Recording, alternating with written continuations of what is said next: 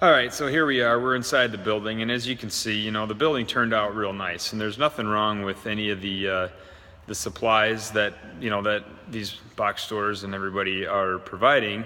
But if I turn around real quick here behind me, what you're going to see is there's a pretty large pile of lumber right there. Okay, so that pile of lumber behind the sawhorses there, and over to the left there, that was all extra materials that wasn't needed. Now, what made that a little bit more of a problem is if we look up into the trusses, all the 2x4s that are holding the steel, they did not include those, so I had to go to the local lumber yard. It was about $500 worth of lumber that we had to add. One other thing that I want to point out is the trusses. If you'll notice up in the trusses, there is a, right where the header, I guess, if you don't know what a header is, it's the large piece of lumber that the truss is sitting on. And if you'll notice, there's a 2x6 scabbed onto the side of each truss. That's because when they figured their pole barn package, they failed to include the tails on the truss. And as you you probably noticed from the outside view, we had a 1-foot overhang all the way around this building.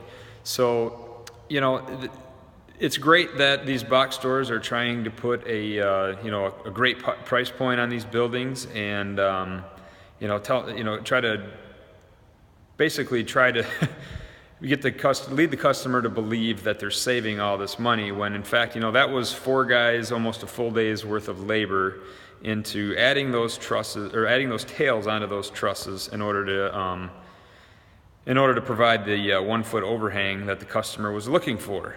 So you got the shortage of some materials, the surplus of other materials, and I wish I would have shot this video while we had tons of leftover steel, and what made that worse is we were short some of the steel that we needed to start right at the corners. So a couple things to keep in mind when you're bidding a pole barn package. One thing I pride our company here at Shandanet Builders on is when we provide a building of this nature, we're providing a turnkey quote.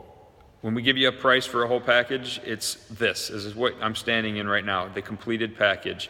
One of the other problems that I'm running across time and time again when I'm quoting these buildings is companies putting a really low number on it because they're not figuring the installation and even the materials for doors and windows. It's just the shell and the steel.